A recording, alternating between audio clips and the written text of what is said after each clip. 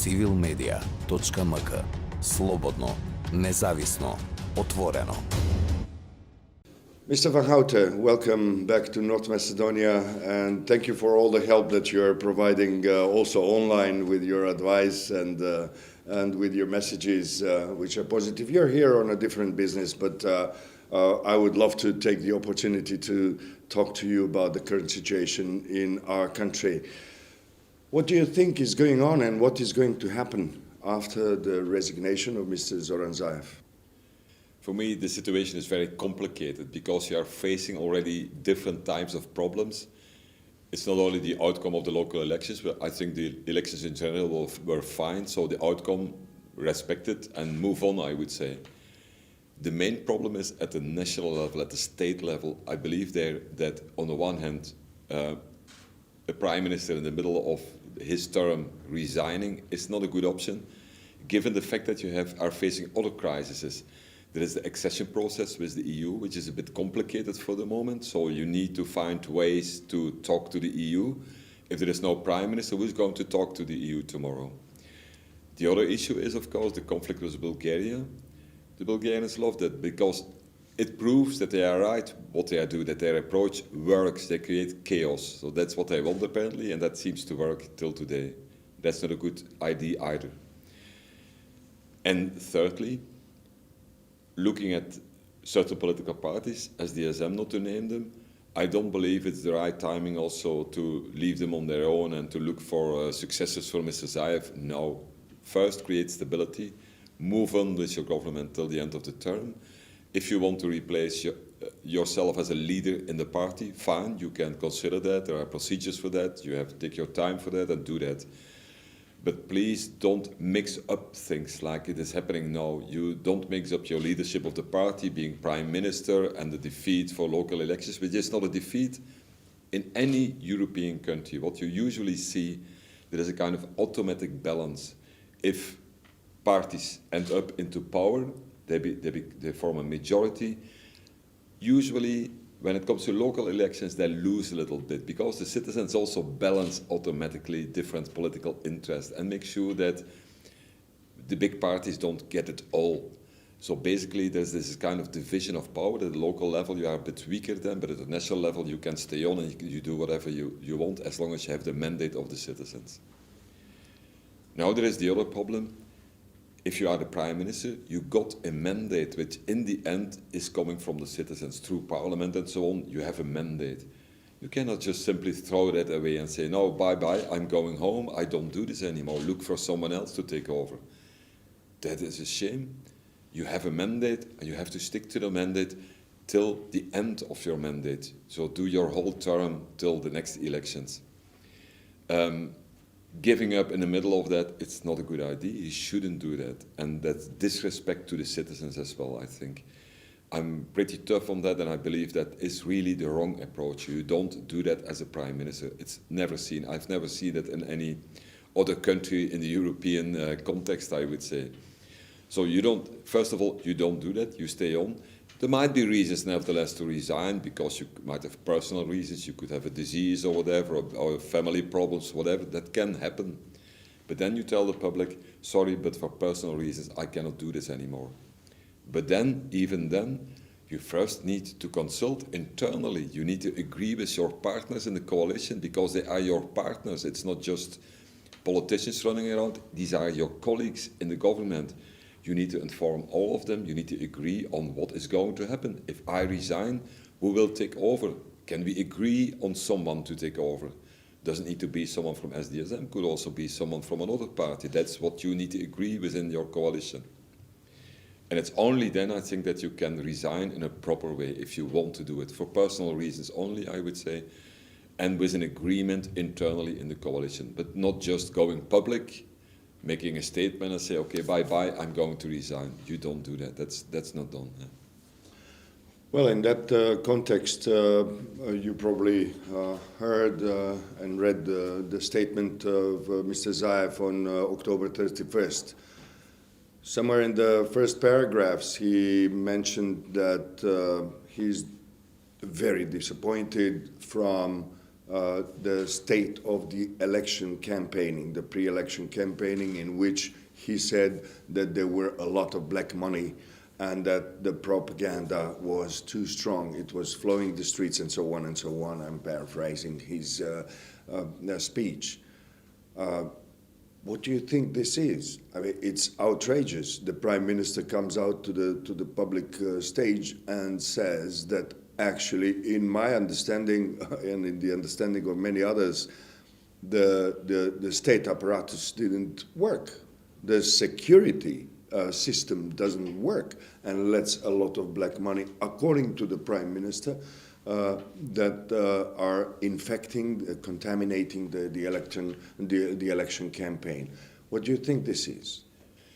I cannot more than agree on being a bit critical towards this type of statement. First of all, as a Prime Minister, it's your job, if you observe that there is a problem with black money entering the electoral campaign, which might disbalance also the outcomes, that might have an impact, probably it will have an impact, or had an impact on the outcome of the elections.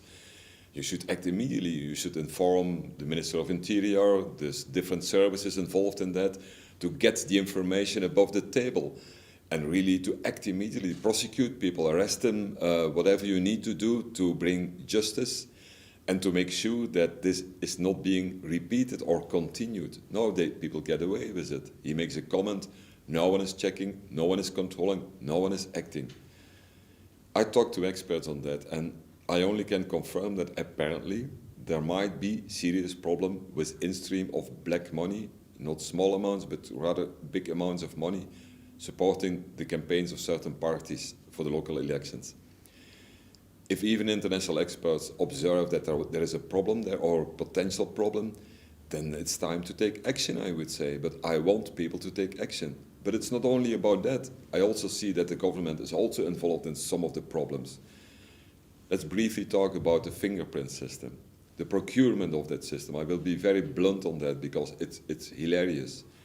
First you say we don't have enough time to pass a proper procurement procedure. So you basically start writing or inviting companies to propose how much it will cost if they would provide the equipment. And then you give it to the cheapest bidder for 5 million euro. But then the bidder says, yes, that's the idea, but in the end it will cost a bit more, more than twice as much, 11 million euro. And then you accept this. That's not a proper procurement procedure. We have bodies in this country, the State Audit Office, not to name them. There's the judiciary. They should immediately act on this. When you observe this, this is a wrong way of doing procurement. There again, the government has a huge responsibility. They should act immediately and take action and do whatever they can to correct and avoid these things from happening. Actually, Civil has requested an immediate audit of this particular process, and several weeks ago, actually, right after it became quite obvious that the fingerprint devices are not properly connected to a system, and that the proper training has not been in place, and many other issues with this novelty, which also was combined with an attempt of the State Election Commission to take away the procedure where there is a need for stamping the front page of the voting ballot. And all these things came to our table as problematic issues, and not only these.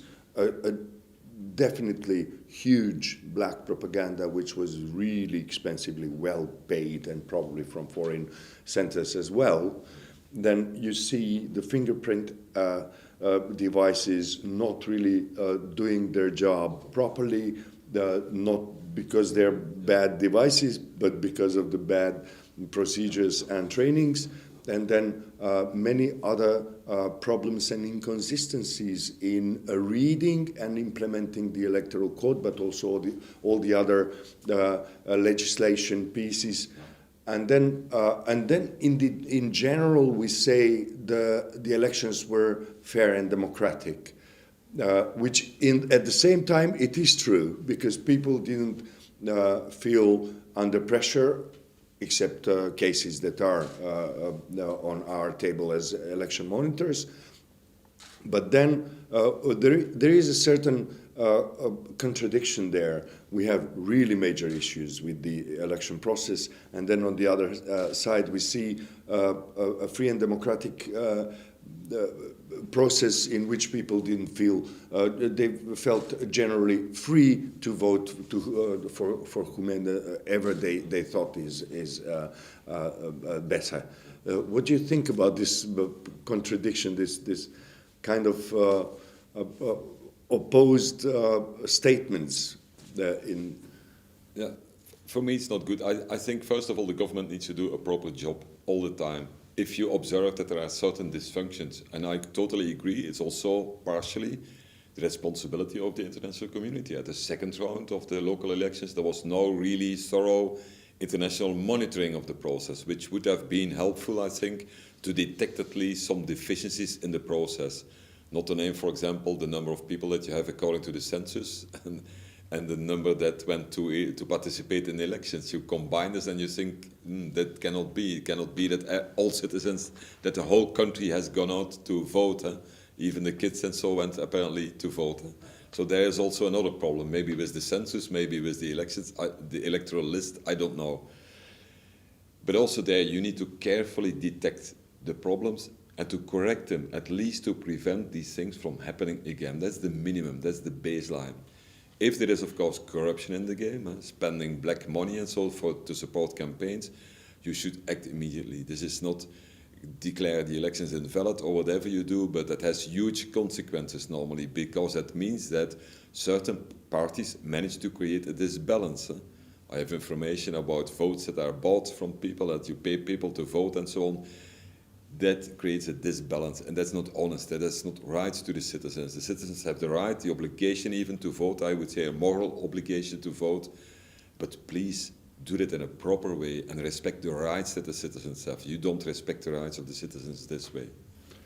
That couldn't be more correct. At the end, could we say that we have some chances to get out of this political crisis, along with all the other crises that our country is facing? And what would be your advice? Where to start? I'm not going to talk about the Bulgarian issue. That's a separate issue. Absolutely. Yeah? But that needs to be resolved as well. But there are two things that are quite important. First of all, early elections are not a solution for the way out of the crisis. There is a crisis ongoing. I would say at the level of the government, fix the problems, move on, do your work till the end of your term, and only then you go for elections. If you have early elections, that will create additional instability, certainly also in view of the accession process with the EU, that will stall again. That's not the way forward, I would say. In addition to that, of course, there is a huge additional financial cost. Organizing elections, that's not something you do for free. There already a lot of overspending for the moment on money due to the high electricity prices and so on. So don't make it even worse than it is already the case. So move on with your government. Create stability and move on till the end of your term. Second, fix the problems. If the Prime Minister is stating that there is an in-stream of black money, maybe the prosecutor should go to him and invite him to explain in detail what's up, what's ongoing, where does the information come from? How do you know? Provide some background on this, and then we will do an investigation. That's what I think in a normal democratic environment, you should act on that immediately. The Prime Minister, of course, should also order these type of investigations himself, I think. There are different agencies involved in that, on the side of the police, on a burn, so if you name them, they all have the possibility, and probably they provide such type of information as well. They have the information, I think. But it's time then to act based on the information that you get. And thirdly, and that has to do with the European accession process, I think that's what I always said also to the government, take it easy. the final decision, even on the different steps into the accession process, it's not your decision. Other people will decide on that outside the country. So you can hope for the best, but that's as far as it goes. You can try to find allies to support your ideas and suggestions and the need to really start this accession process. That's one thing. But on the other hand, you don't control that. But what you control is the internal situation. Improving the healthcare system. Remember the incident in Tetovo. Remember now the recent incident, awful incident with the bus. Also there's a tremendous lack or absence even of any checks and balances, I would say. The controls are not effective and not performed where they should be performed thoroughly. This bus, apparently, according to the information I see in the media appearing, is that should even not have been accepted to drive around with any people. The driver not having a proper license, and so apparently that's a huge problem, I think. People should act on this in a systematic way and avoid this from happening again. That shouldn't have happened at all. That's one accident too much, I would say. In terms of priority setting, I believe the government should focus on this issue, fix the problems, I would say, as soon as possible. And in addition to that, support the development of your own country. Make a strategic plan on your economic development, redevelop the agriculture as well. Design a modern, up-to-date educational system from the beginning till the highest levels, I would say, a functioning system. Not with private universities, because I believe education is a core responsibility for the state. You need to run the business. Now you allow people to buy the diplomas and so on at all different private institutions. That's not a good idea. You don't do that. That's not professional. And finally, I think also when it comes to the judiciary, dealing with corruption issues and so, black money and you name it, it's not the only case. I can give you a long list with all kinds of problems that we are facing at all levels.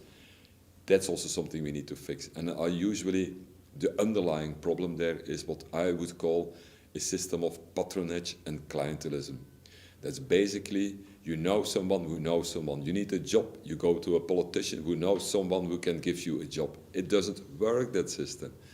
I want to see a professional system where you are recruited as a civil servant because you are a professional. You do the best job of the world. You have a good background, a good education, you have the certificates and everything you need. You pass through the exams and then you can hopefully get a good job. That's the way in a professional, normal functioning democracy it should be agreed to move forward. But what I see, it's really, that's the worst of all cases. And my feeling, and that's the other side of the story, it's also the responsibility of the EU and of all individual EU member states and the international community as such. The EU should not only check the boxes when you approve legislation, they should be there to monitor, to go in the field, go to the villages, go to the local schools, see how the education works. Not only the quantity, also the quality. The quality for me, the qualitative analysis, monitor what is really going on there and discuss and tell the people, you need to act on this and this and this. Your civil service has way too many civil servants for the moment. You can, of course, not fire them. That should not be honest to the people that have been employed. But you need to find a way out to professionalize the service, to work with less people, and to provide job opportunities elsewhere for the remaining people. That's also very important. You can think about different formulas to fix the problem, but there's a long-term solution. That's the only way out. And there, I think, the EU has a huge responsibility to support this type of process and really to help your country to find the way out of all these problems. Well, all this said, would you have a message to Mr. Zaev? Do you think he should resign after all these the issues that we put on the table, and there are as many that we didn't mention? I would say to Mr. Zaev, number one, fine if you would like to resign. The process is already going on as a party leader. No problem with that. It's good that you leave this responsibilities to someone else who can then really focus only on the party politics. But as a prime minister, you need to secure stability. You cannot resign at this stage. You need to secure also consensus. If you would like to remove yourself from your position of prime minister, you have to make sure that there is a consensus within your coalition on who's going to replace you. What else are you going to do then outside? What is the plan for the coming 2 years with your government? That needs to be in place before you can even consider to move out.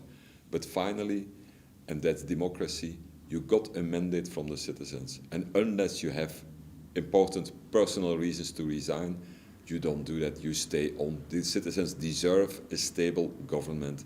That's why they go and vote.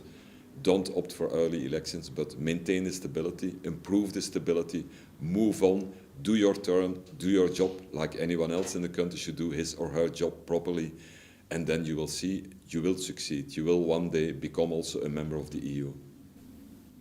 Mr. Vanhoutte, thank you very much for being part of our media platform. Thank you. Much appreciated. civilmedia.mk. Slobodno, nezavisno, otvoreno.